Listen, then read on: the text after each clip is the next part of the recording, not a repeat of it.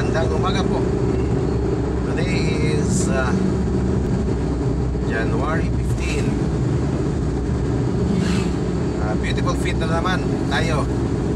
Siyempre magsimula tayo alas 10.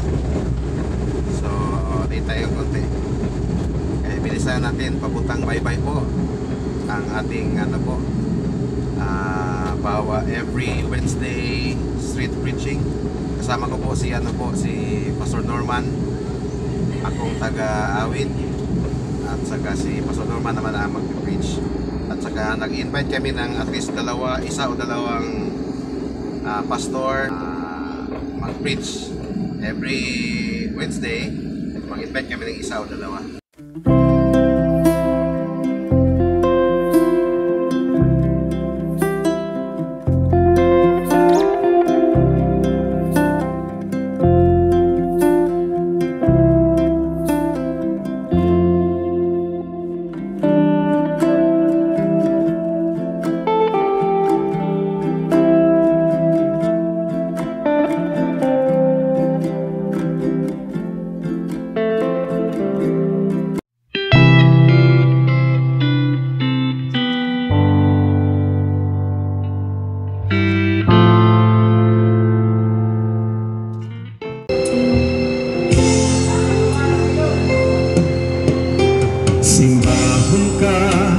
Halaran ka sa tanang panahon, O Diyos. Balaan ka o kakus ka sa tanang mga adlaw. Payawon ko ang ngalan mo, kalipay ko gibag-o mo. Pinitik ning lukhan ko, ihalad ko kanimo. Paglaong ka,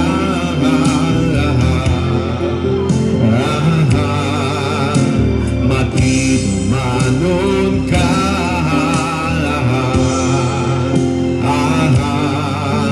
tuburan sa kinabuhi. Jesus, paglaong ka,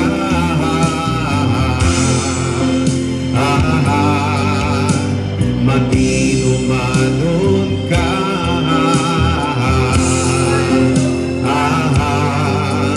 tuburan sa kinabuhi.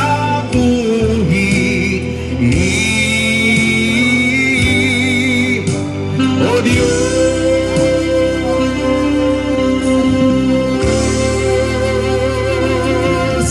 una nga dawato nimo nga ikaw makasasala.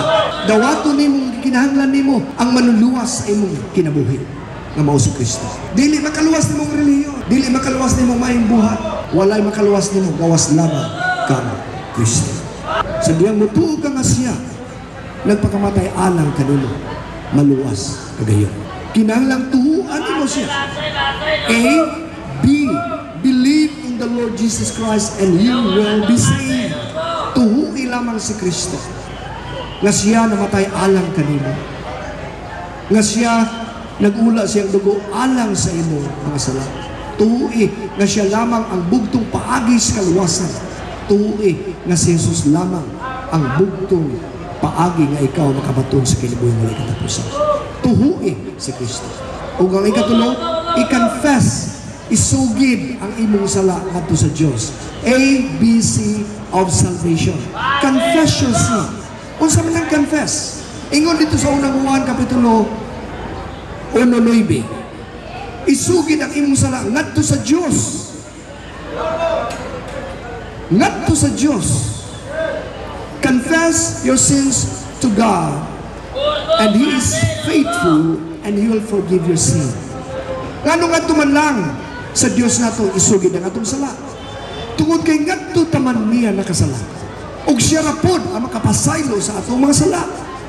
Muna nga, i-confess nato kini, isugid nato kini sa Dios, ug gunya ang laing kahulugan sa word nga confess means you turn away from sin. Biyahe gayon ang imong sala.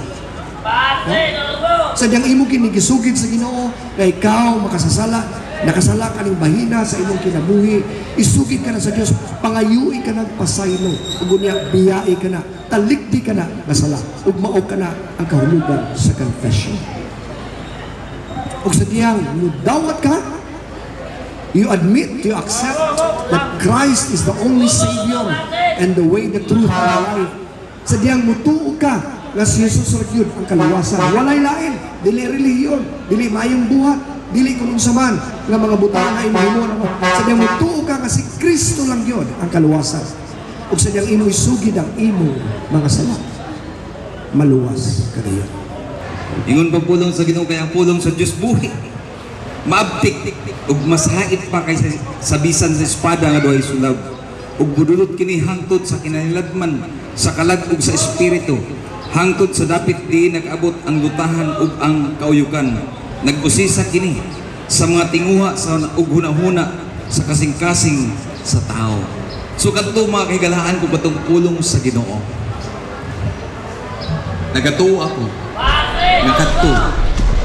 Mahimo tong liso sa inyong kasing-kasing muturo kadto.